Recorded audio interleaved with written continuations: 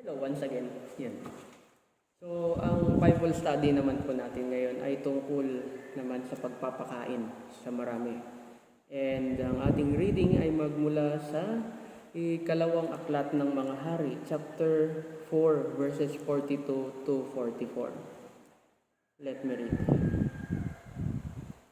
Isang araw may isang lalaking galing sa Baal, Shalisha, na nagdala kay Eliseo ng isang sako na may lamang 20 tinapay na gawa sa unang ani ng sebada at mga bagong butil. Sinabi ni Eliseo, ibigay mo yan sa grupo ng mga propeta para kainin. Sinabi ng katulong niya, paano ko po itong mapagkakasya sa 100 katao? Sumagot si Eliseo, ibigay mo ito sa kanila para kainin. Ito ang sinasabi ng Panginoon. Makakakain sila at may matitira pa. Kaya ibinigay niya ito sa kanila, kumain sila at may natira pa. Ayon sa sinabi ng Panginoon. Ito ang salita ng Panginoon. Salamat sa Diyos. Yan. Pagpapakain sa maraming tao. Now, lahat naman tayo ay napunta na sa maraming okasyon na naging invited tayo or kung hindi man ay in-invite natin ang ating sarili sa isang okasyon na kung saan ay maraming pagkain. Dahil nga, isang malaking okasyon yan, given may maraming pagkain.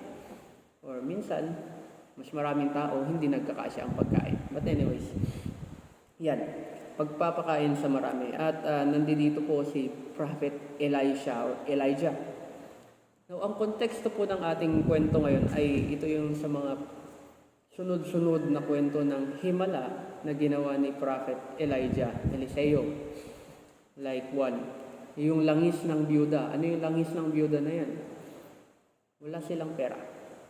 Ang meron sila langis sa isang malaking jar. Ngayon, sinabi ni Elijah na humiram kayo ng mga lalagyan para paglagyan nyo ng mga langis. And masunurin itong mag-ina.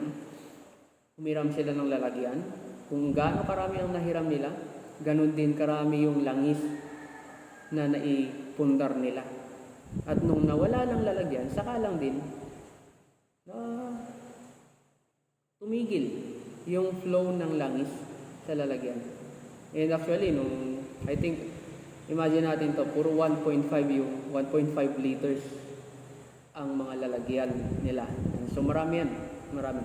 At ang natira ay puno pa yung isang jar ng langis. So yun ang isang himala. Sumunod yung anak ng Sunamita.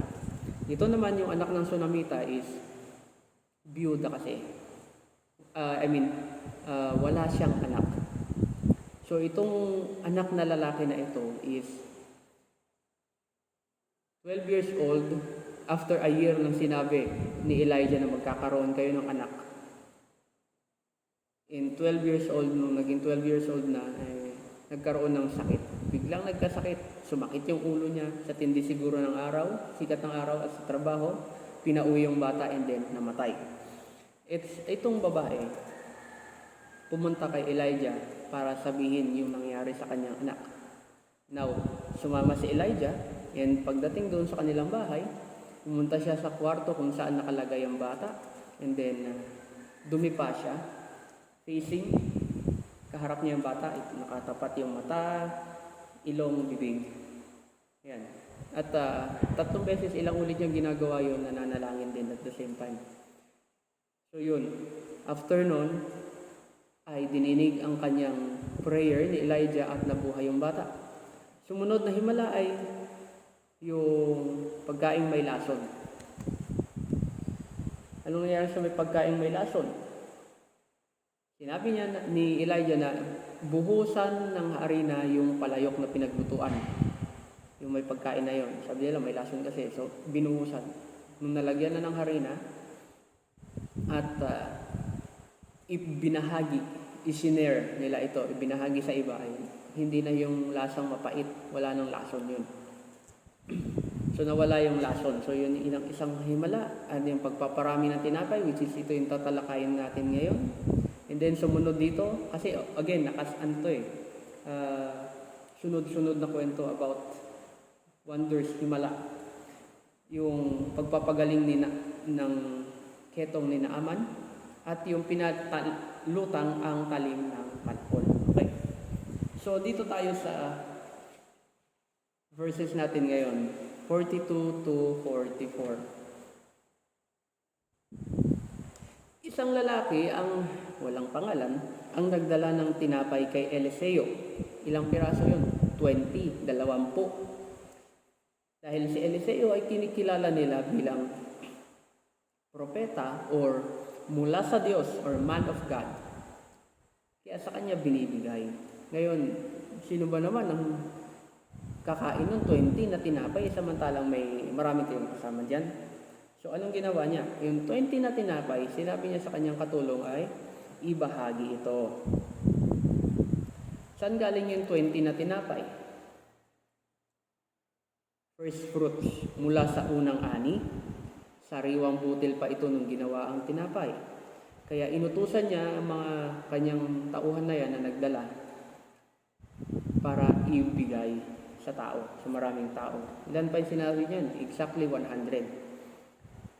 Sa verse 43, sinabi diyan, paano daw magkakasya yun? Sa 20 pieces, sa 100, katao.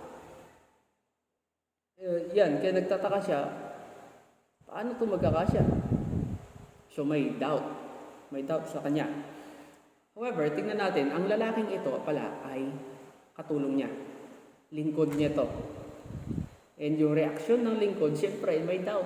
Sino ba namang hindi magda-doubt? Kung halimbawa bigyan ka nga ng 20 pieces na ice cream, sabi natin nasa cup, kasi bibigay mo sa 100, paano magkakasya yan? Di ba?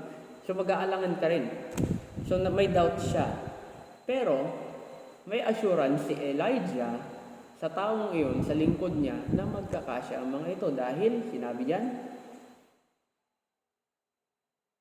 kasi promise nga ito ni God. Makakakain sila at may matitira pa, which is nangyari nga. Kaya nagkaroon or naisa katuparan yung pangako ni Yahweh sa kanila. Nagkasya yung 20 pieces sa 100 na katao. Meron ba sa inyo ang yun nga, so naranasan nyo na rin na kayo yung magbibigay at sinabi sa iyo na ibahagi mo na lang sa maraming tao yan, pero alam mo sa loob-loob mo hindi kasya to. Sigurado naranasan nyo na yan, pero nakita ninyo, kung naranasan nyo yan, minsan mararamdaman nyo rin sa nagsabi sa iyo na yung confidence nila. Dahil may confidence nila na magkakasya yun, ikaw na magbibigay, ay confident ka rin na magkakasya sa kanila. So, ganun din ang meron kay Elijah. Confident siya na magkakasya yung 20 pieces ng tinapay sa kanila. 100 mahigit yan, nakatao. So, ang reflection natin ngayon ay tungkol again ito sa leadership na meron si Elijah. At kung ano ang ginagawa ng Diyos sa confident na kapag may tiwala ka sa Diyos, ano bang gagawin ng Diyos sa iyo kung may tiwala ka sa Kanya? Ito yan. Pangangalagaan ng Diyos ang mga tao sa panahon ng pangangailangan. Basta makikinig. Marunong tayong makinig sa Kanya. Distribute. Pamahagi mo kung ano ang meron ka. Hindi yung magbabahagi ka ng kung ano ang wala ka. Problema yan. Mamahagi ka kung ano ang meron ka. And the same time, ang kapangyarihan ng Diyos ay higit pa sa ating tansya or calculation. Kung sa tingin natin, hindi kasya yung 20 pesos ng tinapay, kay God, kasyang-kasya yun. At siya ang gagawa para sa iyo, para sa atin, ng mga himala. At hindi na natin kailangan problemahin yun. As long as magtitiwala tayo sa Kanya.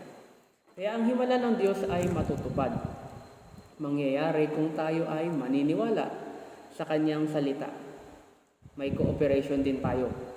Hindi pwede na siya lang Halimbawa, pinag-pray natin itong pagkain na to, tapos iiwan lang natin dito.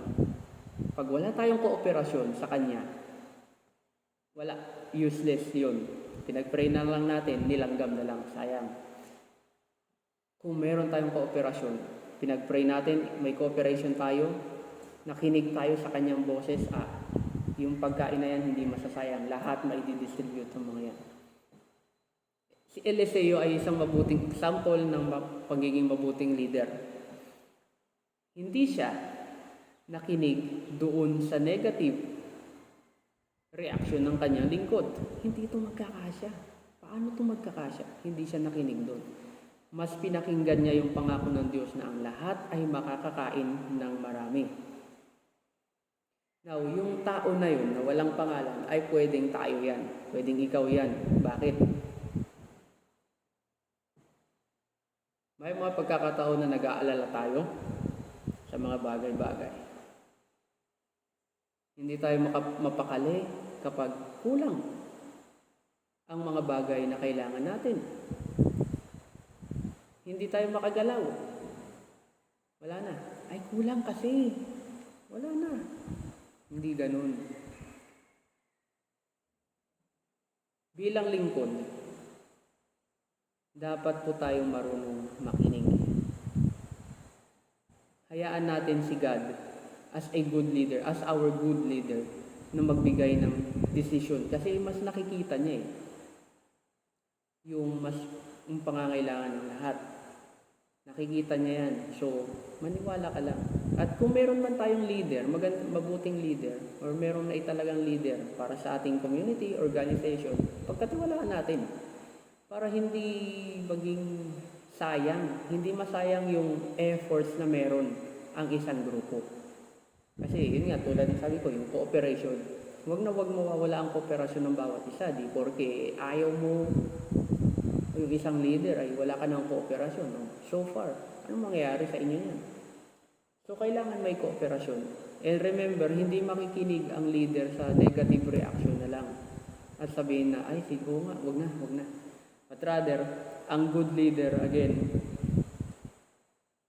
mas pakikinggan niya kung ano yung dahil sa kanyang faith at tiwala sa Diyos, alam niya ang gagawin. So, pagkatiwalaan natin kung sino man ang naitalagang leader para sa atin. Dahil ang Diyos ay kumikilos ng hindi natin alam. Tulad nga ng sinabi sa English, God moves in mysterious way. Kaya, sa atin dito, sa inyong nakikinig, ilan kaya sa atin ang hindi makagalaw, hindi alam ang gagawin, paralyzed na, dahil sa takot or alala na hindi sasapat, hindi magkakasya kung ano ang ihahanda. Ilan kaya sa inyo? Kayo ba? Ganun? Now, take it for example sa ating pagbasa ngayon mula sa Ikalawang Hari, chapter 4, verse 42 to 44. Tingnan natin yan. Again, so I leave with you. Tiwala, marunong makinig, at pananampalataya sa Diyos. And kooperasyon. Huwag nating tatanggalin yung apat na yan para maging effective tayo dito sa kinabibilangan nating mundo. Or saan ka man, anumang kinabibilangan mong simbahan, organisasyon, sektor, yan, mga ganyan. So, with that, maraming salamat po sa inyong pakikinig.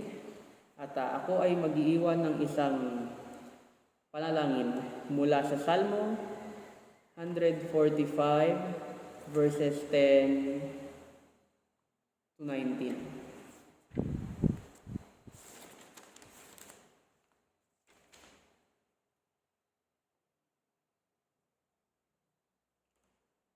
Ang lahat ng inyong nilikha ay magpapasalamat sa inyo, Panginoon.